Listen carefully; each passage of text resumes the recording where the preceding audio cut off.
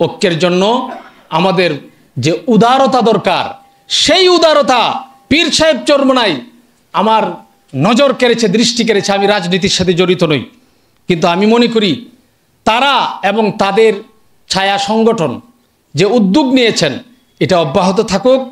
আর যারা বলবে যে প্রবাস থেকে জুলাই বিপ্লবের নেতৃত্ব যিনি দিয়েছেন তার মাধ্যমে ভবিষ্যৎ বাংলাদেশ প্রতিষ্ঠিত হবে, ভবিষ্যৎ বাংলাদেশ চলবে, তারা বাংলাদেশেরও বন্ধু না, ইসলামী কোরআনের কোনো বন্ধু হতে পারে না।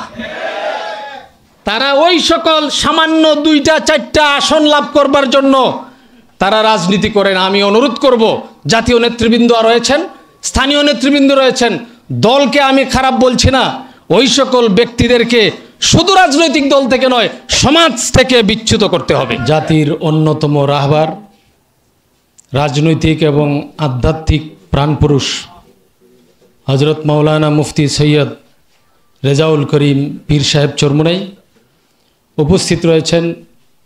আজকের এই অনুষ্ঠানের সম্মানিত সভাপতি, বিশিষ্ট জাতীয় এবং স্থানীয় রাজনৈতিক নেতৃবৃন্দ, সম্মানিত সুধী সমাজ, উলামায়ে কেরাম, আমি নিজেকে ধন্য মনে করছি আজকের এই অত্যন্ত জাতীয় গুরুত্বপূর্ণ একটি অনুষ্ঠানে আমাকে দাওয়াত করবার জন্য আমি এই সংগঠনটিকে মোবারকবাদ জানাই।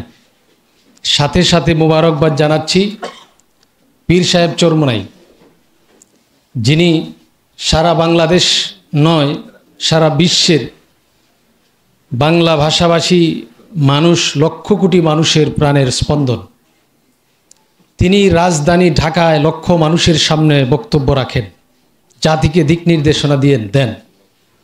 তিনি আমাদের একটি মফস্বল শহরে ক্ষুদ্র এই পরিসরে তিনি ছুটে এসেছেন। আমি তার এই ছুটে আসা, এই আগমনকে আমি ভবিষ্যৎ বাংলাদেশ বিনির্মাণে অনেক বড় একটি মাইলফলক হিসেবে দেখতে চাই। রসুল সাল্লাল্লাহু আলাইহি ওয়াসাল্লাম ওয়াইল ইবনে হুজর রাদিয়াল্লাহু তাআলা আনহুর ইসলাম গ্রহণের সংবাদ যখন পেলেন, তিনি নবাবজাদা ছিলেন, মদিনা থেকে 3 মাইল পায়ে হেঁটে তাকে ইস্তেকবাল করেছেন। পীর সাহেব চরমোনাই এখানে আসার অর্থ হলো তিনি একদিকে পীর সাহেব, অন্যদিকে একজন প্রাজ্ঞ বিজ্ঞ রাজনৈতিক ব্যক্তিত্ব। তিনি ঢাকায় বসে থেকে আমাদেরকে আহ্বান জানান নাই, তিনি ছুটে এসেছেন আমাদেরকে আশান্বিত করে। ইনশাআল্লাহ আজকের এই সম্মেলন, বিগত 28 তারিখের যে সম্মেলন, এই সমস্ত সম্মেলনে তারা যে বাংলাদেশের নানা ধর্ম মত বর্ণের বৈচিত্র্যের মধ্যে যে ঐক্যের একটা নজির স্থাপন করেছেন, আমরা আশাবাদী ইনশাআল্লাহ বাংলাদেশের ভবিষ্যৎ কোরআন এবং ইসলাম। প্রিয় ভাইরা আমার, আমি আজকের মৌলিক বিষয়ে 2টি কথা বলবো। 1 নম্বর কথা হলো, আমরা আমাদের বাংলাদেশের নাগরিক হিসাবে রাজনৈতিক ও অরাজনৈতিক যারা আছেন, আমি জানি না এই দেশের শত্রু কারা, সেই সকল শত্রুদেরকে আমরা চিনতে পেরেছি কিনা। আমি বলি আমাদের প্রধান শত্রু ভারতীয় আগ্রাসন। শাপলার চত্বরে তরতাজা 300-400 আলেম হাফেজে কোরআনকে যখন হত্যা করা হলো, কারা হত্যা করেছিল, কারা ইন্ধন জুগিয়েছিল? শাপলার রক্ত শুকাতে না শুকাতেই ঢাকা বিশ্ববিদ্যালয়ের মেধাবী ছাত্র আবরার ফাহাদকে হত্যা করা হলো। কেন হত্যা করা হয়েছিল? ভারতীয় আগ্রাসনের বিরুদ্ধে সে নীরবে সংগ্রামের সূচনা করেছিল। যেই ঢাকা বিশ্ববিদ্যালয়ে হিন্দুরা পূজা করার জন্য আলাদা রুম চেয়ে বরাদ্দ পেয়েছিল, মুসলমান ছাত্ররা সেখানে নামাজ পড়ে, ছাত্রীরা নামাজ পড়ার জন্য কোনো রুম পায় নাই। ইফতার করা, প্রকাশ্যে ইফতার করা নিষিদ্ধ ছিল, গরুর গোশত নিষিদ্ধ করা হয়েছিল। সেই প্রেক্ষিত থেকে শাপলার রক্তের স্রোত দেখে আবরার ফাহাদরা তৈরি হয়েছিল। আবরার ফাহাদদের ভারতীয় আগ্রাসনের বিরুদ্ধে, এই দেশের আসল শত্রুদের বিরুদ্ধে লড়াই করা শিখেছিল।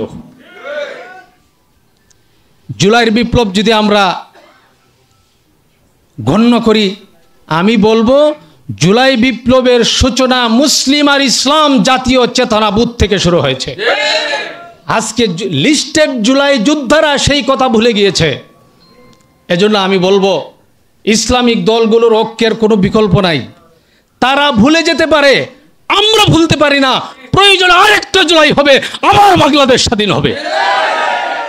রিজভী সাহেবরা সকালবেলা তারার ইন্ডিয়ান শাড়ি পরিয়ে ভারতীয় আগ্রাসনের বিরোধিতা করেছেন। গভীর রজনীতে তারা সাংবাদিক সম্মেলন করে ভারতকে বন্ধু রাষ্ট্র হিসেবে স্বীকৃতি দিয়েছেন। সম্পূর্ণ 90 ডিগ্রি ঘুরে গিয়ে পুরা এই সকল রাজনৈতিক নেতৃবৃন্দ এই জুলাই হত্যাকাণ্ড, রক্তের স্রোতকে ভুলে গিয়েছেন। আমরা ভুলতে পারি না। ওই সময় যারা আগ্রাসনের বিরুদ্ধে লড়াই করেছিলেন, আল্লামা মামুনুল হক 3 বছর কারাভোগ করেছেন। ব্রাহ্মণবাড়িয়াতে আমার 9 জন 12 জন ভাইকে শুধুমাত্র মুদির বিরোধিতা করবার কারণে লাশ হতে হয়েছে। ওই সময় আমাদের নেতৃবৃন্দ, ইসলামী নেতৃবৃন্দ ভারতীয় আগ্রাসনের বিরুদ্ধে যে অনড় অবস্থানে ছিলেন, আজও আছেন, ভবিষ্যতেও থাকবেন। আমাদের আসল শত্রু ভারত। ভারতের বিরোধিতা, সত্যিকারের দেশপ্রেম, এই কথা যারা মানবে না তারা বাংলাদেশের বন্ধু হতে পারে না। প্রিয় ভাইরা আমার, ঐক্যের জন্য আমাদের যে উদারতা দরকার, সেই উদারতা পীর সাহেব চরমোনাই আমার নজর কেড়েছে, দৃষ্টি কেড়েছে। আমি রাজনীতির সাথে জড়িত নই, কিন্তু আমি মনে করি তারা এবং তাদের ছায়া সংগঠন যে উদ্যোগ নিয়েছেন এটা অব্যাহত থাকুক। আর যারা বলবে যে প্রবাস থেকে জুলাই বিপ্লবের নেতৃত্ব যিনি দিয়েছেন তার মাধ্যমে ভবিষ্যৎ বাংলাদেশ প্রতিষ্ঠিত হবে, ভবিষ্যৎ বাংলাদেশ চলবে, তারা বাংলাদেশেরও বন্ধু না, ইসলামী কোরআনের কোনো বন্ধু হতে পারে না। তারা ওই সকল সামান্য 2-4টা আসন লাভ করবার জন্য তারা রাজনীতি করে না। আমি অনুরোধ করব, জাতীয় নেতৃবৃন্দ রয়েছেন, স্থানীয় নেতৃবৃন্দ রয়েছেন, দলকে আমি খারাপ বলছি না, ওই সকল ব্যক্তিদেরকে শুধু রাজনৈতিক দল থেকে নয়, সমাজ থেকে বিচ্যুত করতে হবে। আল্লাহ পাক রব্বুল আলামিন আজকের আয়োজনকে কবুল করুন এবং আমাদের সবাইকে সীসা ডালা প্রাচীরের মতো সমস্ত ইসলামী রাজনৈতিক দলগুলোকে দাঁড়িয়ে যাওয়ার তৌফিক দান করুন। আমরা ক্ষমতার রাজনীতি করি না, আমরা ইসলামের রাজনীতি করে, এটাই সত্য, দেশের রাজনীতি করে এটাই সত্য। যদি এটাই সত্য হয়, সত্যকে আঁকড়ে ধারণ করে থাকবো, বিজয় ইনশাল্লাহ আমাদের জন্য অপেক্ষা করছে। নাসরুম মিনাল্লাহি ওয়া ফাতহুন করিব।